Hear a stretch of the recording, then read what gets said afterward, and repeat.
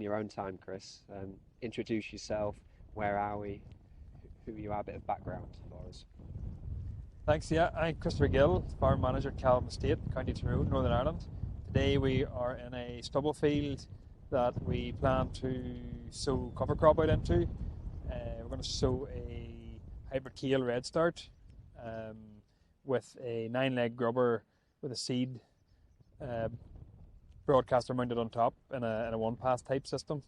You can see in the background we've already sown some of this crop earlier in June in a bit of land that was cultivated over an old lane. And as part of the cover crop trial, Chris, we're going to be looking at different forms of termination through grazing. So if you want to just explain what we're going to look to do with the different grazing timings within this field. Yeah, we're going to bring in a local sheep farmer. We plan to graze this in 3 blocks. One controlled, not being grazed at all. A second block grazed hard and heavy, and a third block not grazed just as hard. We may see the opportunity to come back over to graze it again, depending on regrowth. Yeah, and part of what we're going to look at is to see how the different cover crop termination timing will affect nitrogen residuals within the soil. So early on, we're going to be taking field samples looking at soil nitrogen, but also some soil nutrition. It'll be interesting to see what the differences will be within the soil when we come to retest that. How effective is that cover crop in looking after the soil condition throughout the winter period? So Chris, as part of the cover crop champion network, you're going to be looking at establishing a cover crop of hybrid kale, and then we'll be investigating the effect of different rates of grazing within this field. So with where we're currently standing, we've got a nice control strip going down the middle. Our task today is we're going to be taking various field samples so that we can get a baseline of some of the field metrics with regards to soil nitrogen, but also the nutrition, as well as do some VES assessments and earthworm counts to look at things like soil structure and other wider soil health metrics. Do you mind just telling us a bit about your experience with cover crops today? Obviously we're going to be looking at hybrid kale in this particular field, but it's something that you have been looking at over the last few years. If you could just summarise your experience to date with cover crops. Yeah, so we it's not our first time growing cover crops.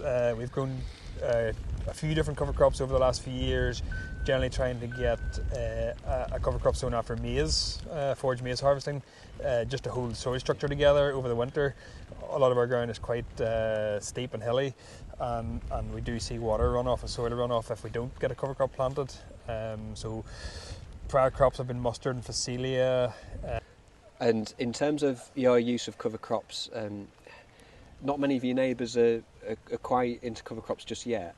In terms of the impact that you've seen and comments that you've received from neighbours about getting into things like cover crops, is it just spurred you on to investigate it a bit more and become a bit of a leader in your local area? Yeah, you know, not everybody always use cover crops. Sometimes there's a cost implication with it and you're not actually getting a crop off it on the other side. You know, maybe a bit disked in or incorporated, so you don't see maybe a return on investment.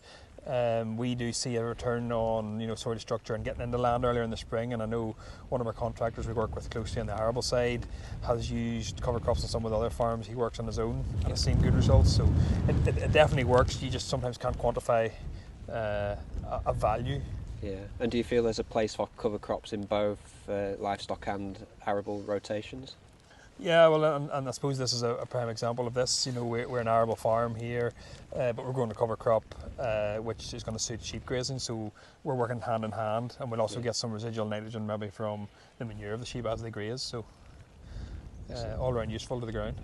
Excellent. And have you had any preconceived thoughts on how you think different grazing timing may affect the fields, the soil structure going forward? Yeah, I think we want to be careful how heavy we graze on the heavy plot, that we don't risk soil erosion from that, as this field does particularly lie in a couple of different directions. Maybe the lighter grazed plot will recover again and can be grazed the second time, so we have those options.